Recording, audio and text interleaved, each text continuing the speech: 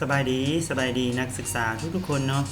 กลับมาคือเก่าเช่นเคยกับบทเรียนที่เกี่ยวข้องกับโปรแกรม Adobe Photoshop CC 2021เนาะกลับมาในมื้อนี้จะเป็นบทเรียนบทที่3ว่าในเรื่องของการปรับแต่งโทนสีของรูปภาพด้วยเทคนิคต่างๆเนาะที่ว่าโปรแกรม Photoshop นี่ provide มาให้เนาะซึ่งว่าในนี้อาจารย์จะนำเสนออยู่3เทคนิคหรือว่า3วิธีการในการปรับโทนสีเนาะโดยว่าอาจารย์จะใช้รูปภาพตัวนี้แหละเป็น cover YouTube นี่แหละในการปรับแต่งโทนสีเนาะ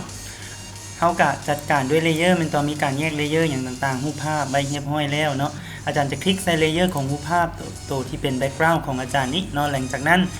เวลาที่เฮาอยากจะปรับสีนะเนาะที่จริงมันก็มีหลายวิธีแหละแต่ว่าอาจารย์จะขอแนะนำวิธีแบบ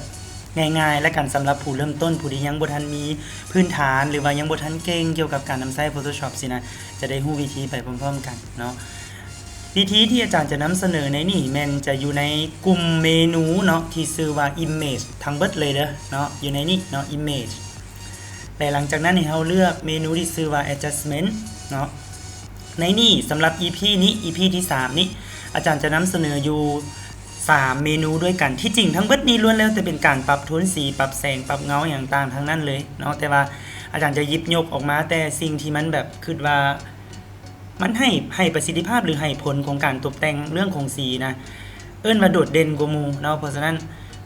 คือเหตุผลที่อาจารย์จับหรือว่าหยิบเอาขึ้นมาเว้าเนาะอันที่1แม่นเมนูที่ชื่อว่า color balance เนาะหรือว่าคีย์หลักของมันจะเป็นการกด control ตัว B เนาะ control ตัว B เมนูนี้ก็จะเป็นการปรับโทนสีลักษณะประมาณว่ามีการใจแยกเนาะภาคส่วนของตัวที่เป็นshadow ที่เป็นเงาเนาะ mid tone ที่เป็นแบบว่าบ่แจ้งบ่มืดสินะแล้วก็จะมีตัวไฮไลท์ที่เป็นบอลที่มันแจ้งหั่นเนาะเดี๋ยวรายละเอียดจะเข้าไปอธิบายอยู่ในเมนูนี้เนาะและตัวที่2จะเป็นตัวที่ชื่อว่า photo filter เนาะตัวนี้จะเหมือนกับคล้ายๆเฮาใช้พวก Instagram หรือว่าแอปพลิเคชันแต่งรูปที่มันมีการเอิ้นว่าสามารถเลือกฟิลเตอร์ได้ว่าจะได้อยากได้ฟิลเตอร์รูปแบบใดโทนสีใดเป็นแบบใดเนาะอันนั้นเป็นลักษณะของการปรับแต่งด้วยเมนู photo filter เนาะและตัวต่อมาจะเป็นตัว channel mixer เนาะตัว channel mixer นี่ก็จะคล้ายๆกันกับเมนู color balance เนาะต่างแต่ว่ามันจะมีการเอิ้นว่าดึงหรือว่าปรับแต่งโทนสีหั่นได้แบบเอิ้นว่ามีความหลากหลายกว่าเนาะเดี๋ยวเราลองเข้าไปเทื่อละเมนูพร้อมๆกันเลยเนาะเริ่มจากตัวเมนู color balance ก่อนเวลาที่คลิกเข้าไปอยู่ใน color balance คืออย่างที่ได้บอกไปเนาะเกินนำก่อนอันนี้ว่ามันจะมี3โหมดหรือว่า3โทน balance ให้เราได้เลือกเนาะก็คือมันจะมีตัว shadow ก็หมายถึงการปรับโทนสีในบริเวณที่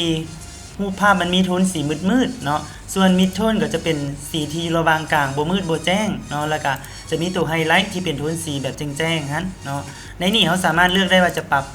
ในจุดใดส่วนใดของรูปภาพเนาะสมมุติคืออาจารย์เลือก shadow เนาะแล้วก็ปรับโทนสี shadow ให้เป็นแบบแดงๆหน่อยนึงบนที่มันเป็นสีมืดมันก็จะเปลี่ยนโทนทันทีเนาะประมาณนี้ตัวที่เป็น mid tone สีกลางๆเนาะก็จะเปลี่ยนโทนไปคือกันตัวที่เป็นไฮไลท์สีที่เป็นแบบแจ้งๆก็จะเปลี่ยนเป็นโทนสีตามที่อาจารย์ได้เลือกเนาะ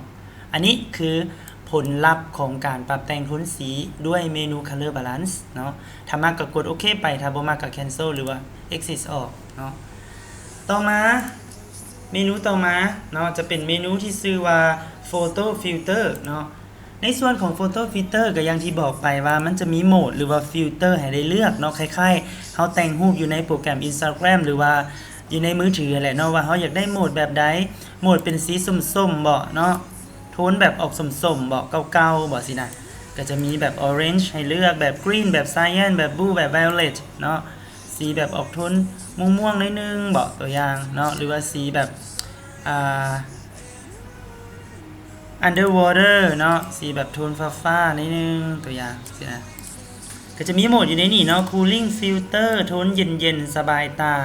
ออกสีฟ้าๆนิดนึงเนาะประมาณนั้นมักตัวใดโหมดใดก็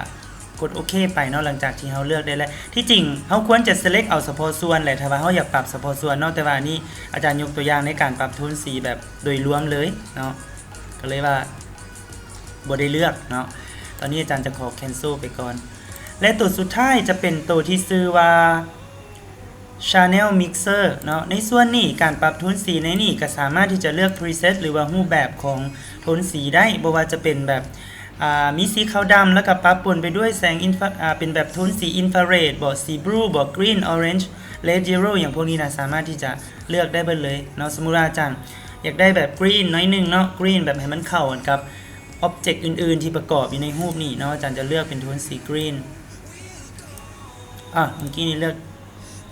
เบิ่งนึงเด้อเป็นเลือกเกรย์เนาะสีกรีนเอาพุทมันจะให้มาเป็นเกรย์เนาะ